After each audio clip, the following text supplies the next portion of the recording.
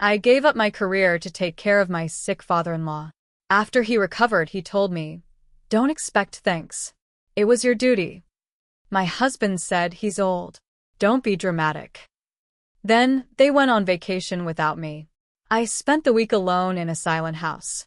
But when they returned, they found the locks changed and a document taped to the door. I was a nurse practitioner for over a decade. I worked mostly with the elderly, especially those in end-of-life care. It was hard work, but I believed in it. I believed in showing up when people needed you most. That's what I thought family was for. In late 2022, my father-in-law, Raymond, had a serious health scare. He collapsed in his kitchen and was rushed to the ER. He had early-stage Parkinson's, but COVID pushed his condition into a free fall. He came out of the hospital unable to walk or care for himself. My husband, Tyler, was panicking. He kept saying, "We can't afford a full-time nurse. He can't go to a home." So I stepped in. I didn't do it for praise or credit. I did it because I knew how. Because I thought it was the right thing. I thought if the roles were reversed, someone would do the same for me. We moved Raymond into our home. Tyler promised it would only be for a few months, just until he stabilizes. I took unpaid leave from my clinic. I thought I could manage it short-term. It wasn't short-term. Raymond's condition was worse than they told me. He needed help with everything. Feeding, bathing, turning over in bed, even going to the bathroom. I spent hours on the phone with doctors and insurance companies. I was waking up every night to check his vitals or clean up accidents. My own health started slipping. I gained weight. My back started acting up. I stopped seeing friends. I was tired all the time. Tyler didn't help. Not really. He worked during the day, came home, and acted like I had it covered. He'd pat me on the shoulder, say, "You're amazing," and pour himself a drink. That was the extent of his support. I started asking myself when it would end. 6 months went by. Then 7. My job officially replaced me. I hadn't renewed my license. I didn't even realize I'd let it expire. That part of my life just disappeared. I had nothing of my own anymore. Then Raymond started improving. Slowly, but it happened. He started walking again, first with help, then alone. He got his appetite back. He started talking more, watching TV, even joking again. I remember thinking, maybe now I'll get my life back. The day he walked across the living room without help, I was stunned. I said, "That's amazing, Ray. You're getting so much better." He looked me dead in the eye and said, "Don't expect thanks. It was your duty." I couldn't breathe for a second. I just stared at him. I had cleaned this man's feces off the floor. I had held his trembling hand at 2 a.m. when he cried out in fear. And now he was looking at me like I was a maid who'd gone too slow with the laundry. I told Tyler later that night. He shrugged. "He's old. Don't be dramatic." I felt like I was going crazy. I wasn't asking for a trophy. Just some basic decency. Just a simple thank you. But neither of them thought I deserved even that. 2 days later, Tyler told me they were flying to Phoenix for a week. Some veteran reunion. Golf and drinks and cigars. I wasn't invited. They didn't even try to include me. Tyler said, "You need a break. Enjoy the quiet." I sat in that house for 3 days, surrounded by the smell of bleach and medical supplies. I realized I didn't recognize myself anymore. I had sacrificed my job, my health, my time, years of my life. And for what? 2 ungrateful men who acted like I was just part of the furniture? That's when it clicked. I wasn't a wife or a daughter-in-law anymore. I was a servant, a nurse, a ghost. So I made some calls. I found a lawyer who worked with caregivers in similar situations. I gathered documents, bank statements, house records. When Tyler and I bought this house 5 years ago, the down payment came from the inheritance I got when my mother passed. I had proof. Tyler's name was on the mortgage, but the house was bought with my money. My lawyer helped me start the process of removing him from the title. Since Raymond wasn't on the lease and paid no rent, I could issue a formal eviction. I drew up the paperwork, followed every legal step. I also filed for a temporary restraining order, Raymond had a history of verbal abuse, and I had messages to back it up. My lawyer said it was solid. I changed the locks the day before they flew back. I packed up all of Raymond's things, boxed them neatly, and left them with a note for pickup. I put the paperwork in a clear envelope and taped it to the front door. When they pulled into the driveway and tried their keys, they couldn't get in. Tyler called me 10 times. I didn't pick up. I just watched from the upstairs window, quietly. I wasn't crying. I didn't feel sad. I felt free. This wasn't about revenge. Not yet. It was about finally saying, "You don't get to use me anymore." The fallout started fast. The next morning, I got a knock on the door at 6:45 a.m. I didn't answer. I already knew who it was. Tyler texted first. "Are you really doing this? We need to talk." Then, "This is cruel. He's your family too." I didn't reply. My lawyer had advised silence. Any direct communication could complicate the restraining order. By 8 a.m., Tyler's mother, his estranged mother, who hadn't spoken to Raymond in over a decade, was messaging me on Facebook. "You're humiliating my son. This isn't who you are." As if she knew me at all. Then came the neighbors. One rang my doorbell and asked if everything was okay. I said yes, it was just a private family matter. I could tell they were curious. Raymond had always strutted around like he owned the block. I bet he never told them that I bought the house. Tyler started sleeping at a friend's place. I got word from mutual friends that he was telling people I'd gone crazy, that I kicked out a disabled old man without warning. Of course, he didn't mention the months I fed, cleaned, and sat beside that man while he watched Fox News and barked orders at me like I was staff. Then I got the letter. Handwritten. No return address. It said, "You broke this family apart. You're mentally unstable. God sees what you've done." I recognized the handwriting. Raymond's. It shook me for a moment. Not because I was afraid, but because I realized just how deep their delusion ran. They actually thought I was the villain. That everything I gave up meant nothing. That they were the victims. Raymond ended up moving in with Tyler at his friend's rental. They didn't last 2 weeks.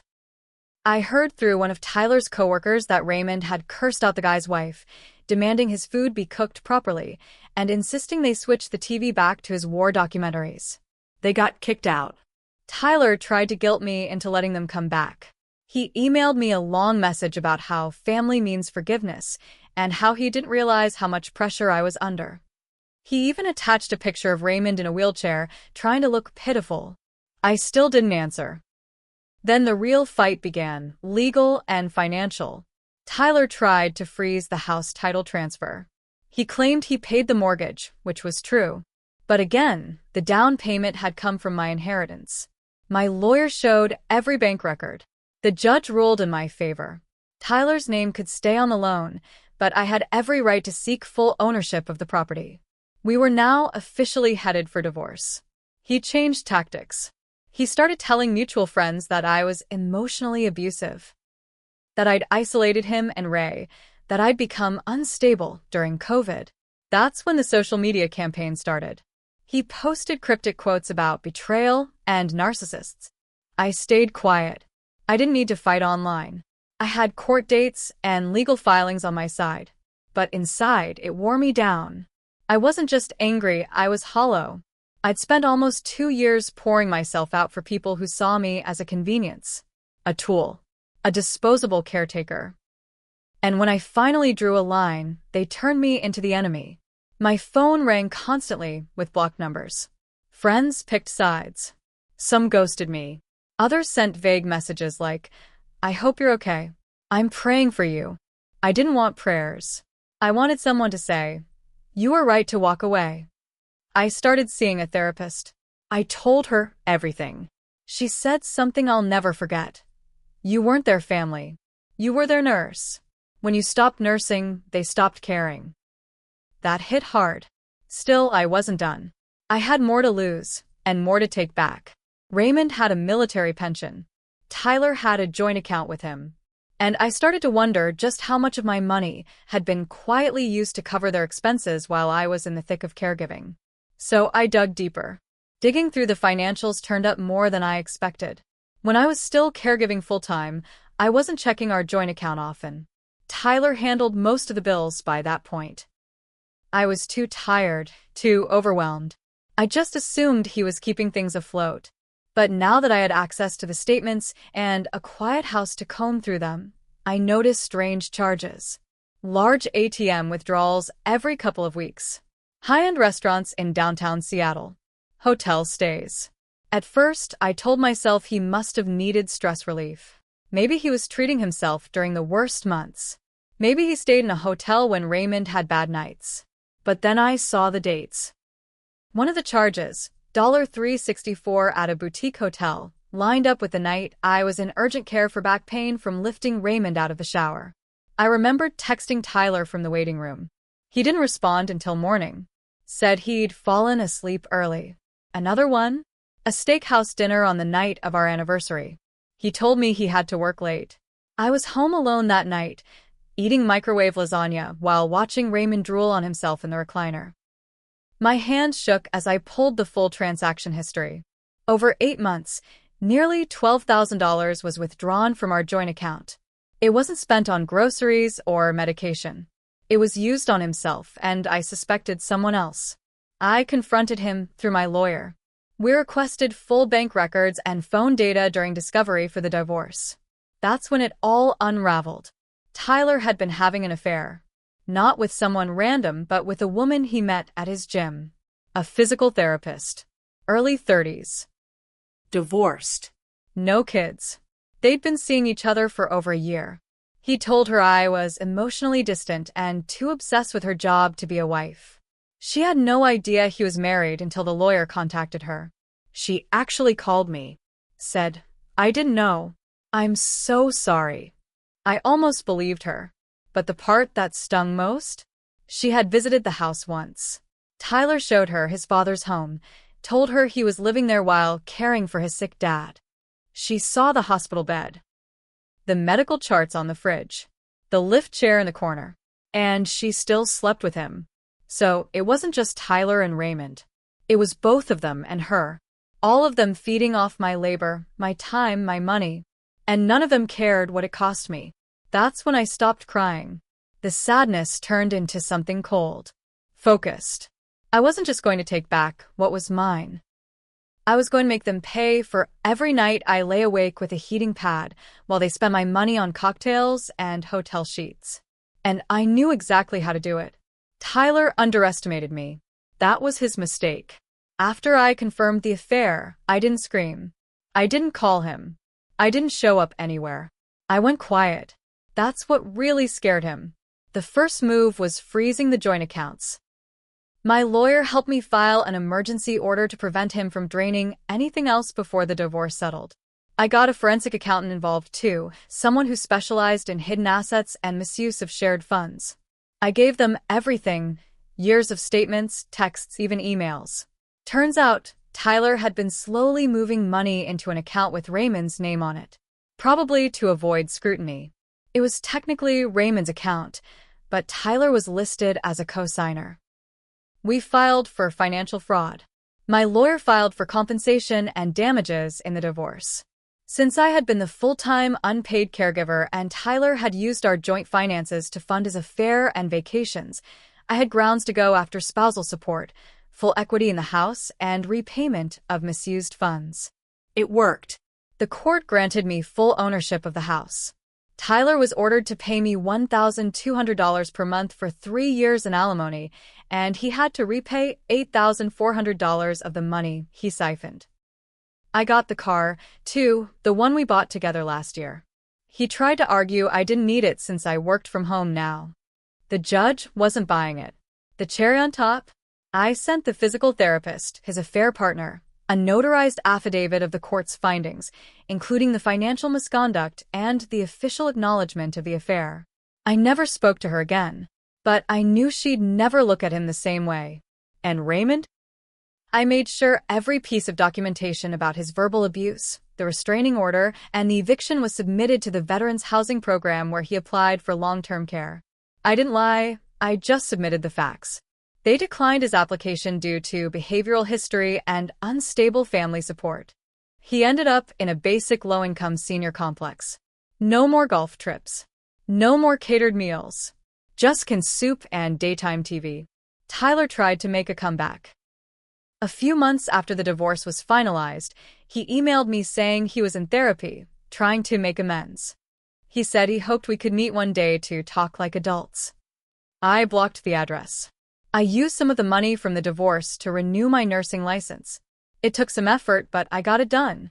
I started picking up shifts again, not full-time, just enough to feel like myself. I reconnected with old friends. I even started volunteering for caregiver advocacy groups, helping other people, mostly women, navigate burnout and legal protection. My life became mine again.